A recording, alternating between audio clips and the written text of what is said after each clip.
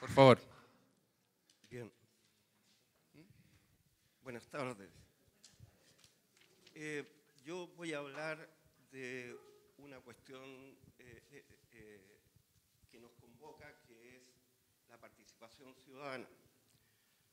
El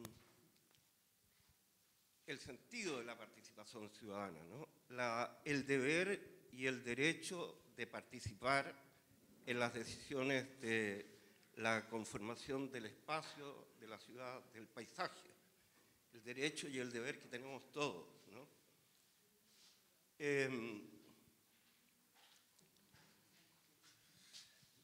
¿Está por ahí? Está por ahí, ya.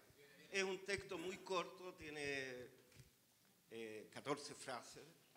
Es algo que todos conocemos, lo sabemos, están un poco más ordenaditos, ¿no? Los conceptos, y se trata de considerar participación ciudadana varias formas que tenemos de relacionarnos con nuestro entorno, ¿no? Viene.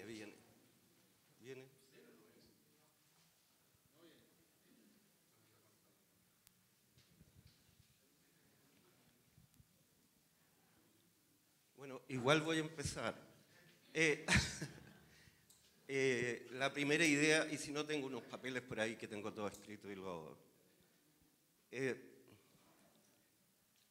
la primera idea es la siguiente.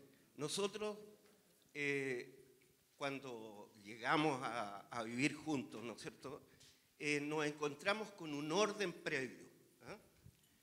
Este orden previo tiene que ver con la ciudad que habitamos, la manera de relacionarnos entre nosotros, ¿no? Hay un paisaje que nos comprende y que también necesitamos comprender. Este orden, ¿no es cierto?, que se manifiesta en leyes y cosas, nos pertenece a todos. Nos pertenece a todos porque lo recibimos como una herencia. Eso es el patrimonio. El patrimonio urbano es todo lo que tenemos. Todo lo que tenemos ordenado de una manera especial. Todos los lugares son especiales. Nosotros le entregamos el cuidado de este orden al Estado. Al Estado, al presidente y al alcalde y a los concejales. Es todo eso, ¿no? Vamos.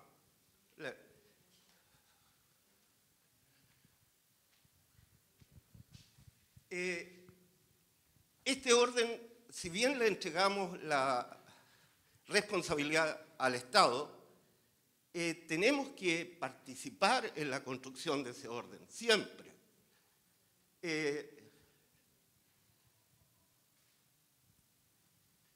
Nosotros estamos acostumbrados a elegir a los representantes y después reclamar o aplaudir, ¿no? Eso tenemos que como dejarlo a un lado.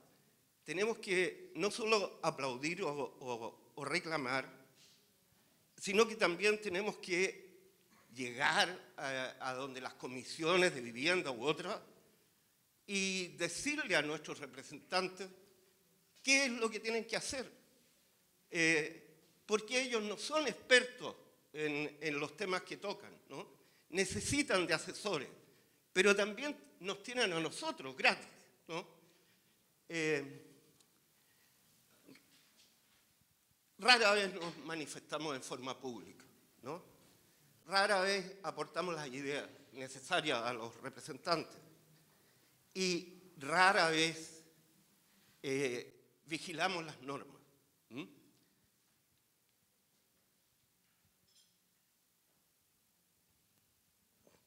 ¿La otra? ¿Sí? Los movimientos ciudadanos nacen,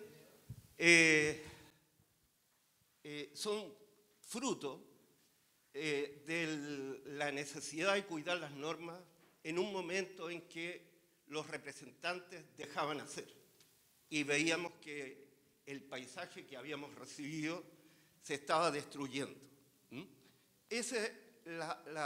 Los movimientos ciudadanos tienen ese sentido, ¿no? El de la vigilancia de las normas. Todavía, ¿no? Comenzaron ahí en Valparaíso intentando resguardar a Valparaíso, la forma de ser de Valparaíso, ¿no? Y hasta hoy día, ¿no es cierto?, el último efecto en la Corte Suprema fue desterrar el Mall Plaza. Es decir, los movimientos ciudadanos no son de antes, son también de ahora. Nosotros tenemos que decir y decidir cómo nos involucramos en la construcción del paisaje o en la modificación del paisaje.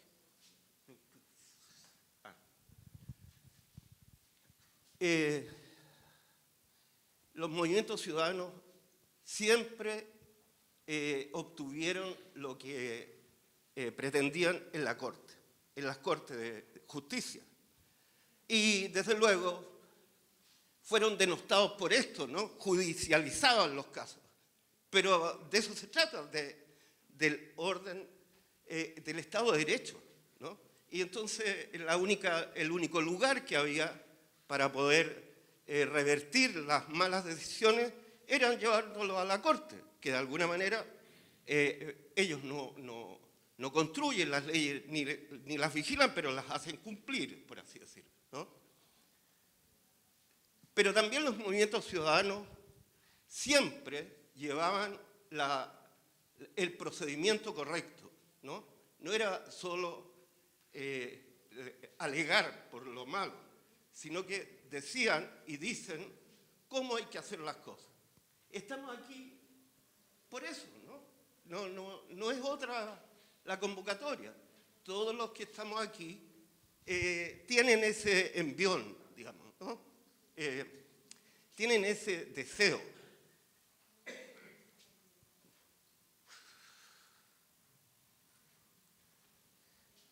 Lo normal de la participación ciudadana, ¿no es cierto?, que nosotros, ¿cuál es la que ejercemos? Lo que llamamos participación ciudadana viene de los años 90 y tantos, ¿no es cierto?, de los años 90, en que los instrumentos de construcción de la ciudad, los planos reguladores, etcétera, tenían un capítulo, ¿no es cierto?, de participación ciudadana. Todos sabemos que esa cuestión no funciona mucho, digamos. Bueno, porque no hay organización ciudadana para eso, ¿no? Hay una cantidad de procedimientos que no son efectivos. Qué sé yo presento una observación sin mucho conocimiento técnico, pero lúcido, ¿no es cierto? Es difícil colocar la lucidez en lenguaje técnico, así como también es difícil colocarlo en lenguaje jurídico, ¿no? Pero de alguna manera esa es la participación ciudadana que conocemos, en que el Estado nos convoca, hacemos una cantidad de observaciones y después se presentan al Consejo, ¿no es cierto?, y se aprueban o rechazan. No hay posibilidad de interactuar, de conversar, ¿no? Pero de todas maneras, visto técnicamente, la participación ciudadana lo que hace finalmente, o sea, técnicamente, lo que el planificador requiere es conocer el terreno. El planificador lo que hace, trabaja con una serie de datos, ¿no?, que generalmente son cuantitativos. Yo discuto la diferencia entre cuantitativo y cualitativo, pero para explicarme vale, ¿eh? No hay diferencia, pero bueno, eso es otro tema.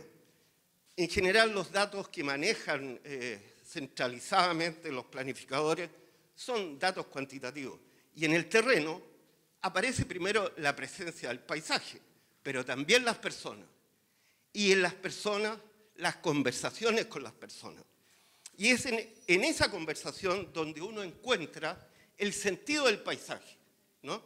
El paisaje, si bien habla por sí solo, porque muestra un orden, y hay que saber leer ese orden, en las conversaciones aparecen los deseos, que no están en el paisaje, ¿no?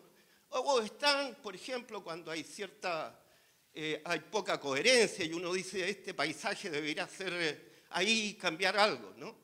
Pero en la conversación, a mí Maturana no me gusta, pero algo tiene que ver aquí Maturana también. Es en la conversación donde aparece el futuro de la ciudad, ¿no? El deseo.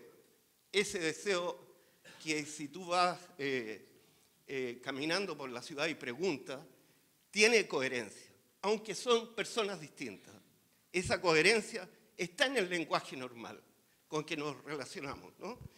Entonces, organizar a las personas cuesta mucho, pero organizar los deseos debiera ser fácil, porque extrañamente los deseos son coordinados, están coordinados, ¿no? Entonces, esta participación que reclaman, bueno, porque está en la ley, ¿no? En los procedimientos, que reclamamos los planificadores, la participación misma debiera ser por los planificadores más investigada. Es como si fuera una cosa que ya sabemos. Es como si fuera lo que acabo de decir. Pero hay más ahí. Hay más. Es la búsqueda de la coherencia del lenguaje con el terreno. ¿Ah? Se trata de que los deseos se manifiesten en la evolución del paisaje, ¿no?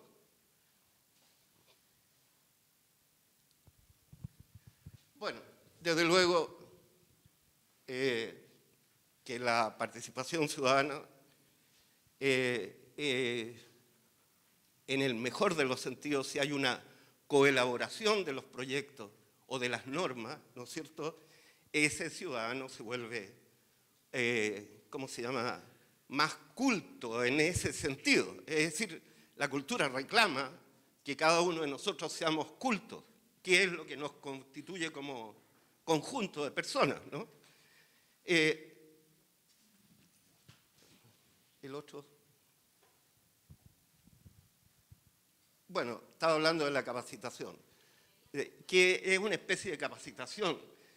No es que nosotros que unos capaciten al otro, se van desarrollando culturalmente todo, ¿no? No hay ahí un traspaso de aquí para allá.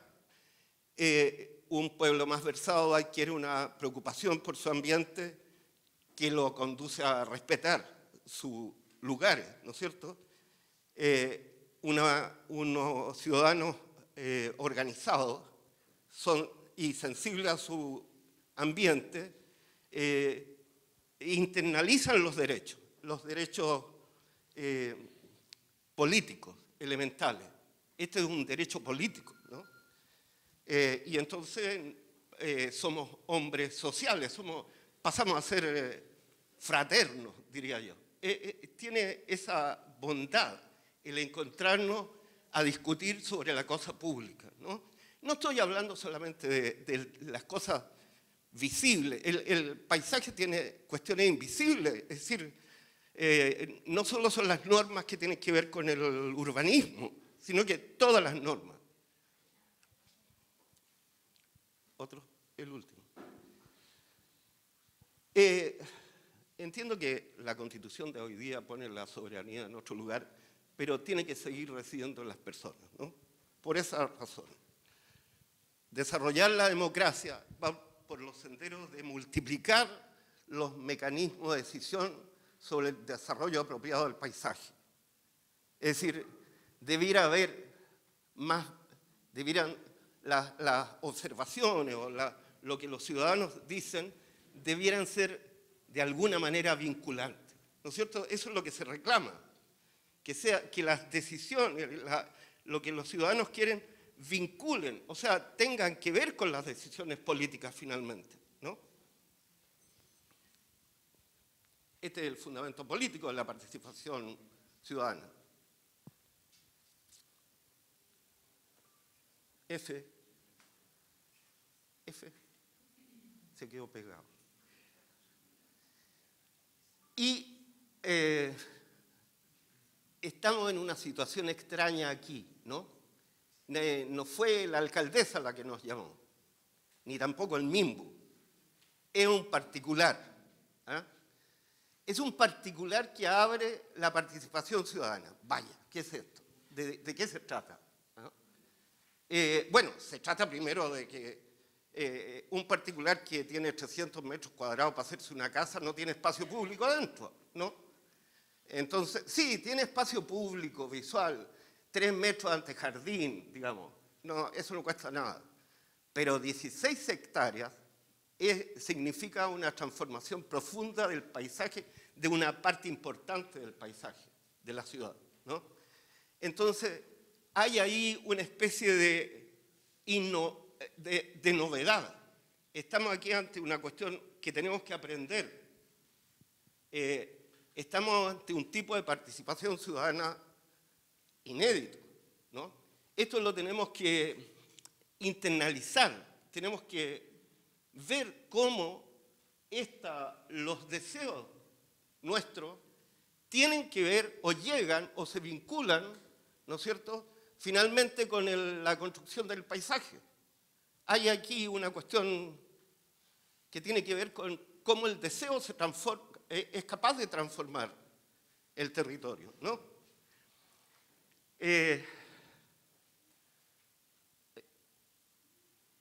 La última. Entonces, yo diría que sería bueno hacer un seccional. O sea, lo que se converse aquí siente las bases de un seccional. O sea, de una participación formal. Bueno, que ya dije al comienzo, ¿no es cierto?, que no es tan vinculante. Es decir, no es para nada vinculante, la formal. Pero sería bueno tenerla a la par, ambas. Estas reuniones con las mesas de trabajo, etcétera, que alimentan a los arquitectos que van a proyectar este paisaje, ¿no? Pero también sabemos que este terreno se va a vender a otros particulares. Entonces, ¿cuál es la norma que vamos a diseñar? ¿Qué validez tiene esa norma, ¿no?, para que finalmente sea vinculante? ¿Qué es lo que queremos, ¿no? Ese es un punto.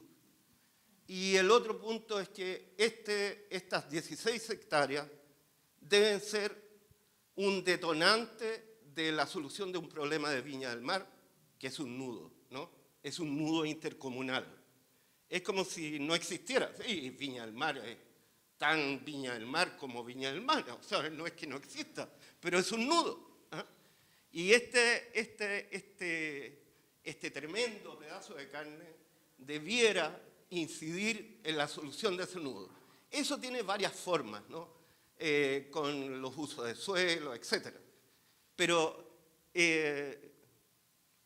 hay dos puntos, ¿no es cierto?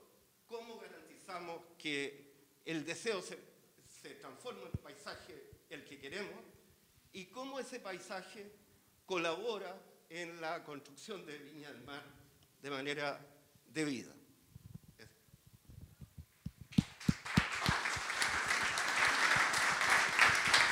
Juan.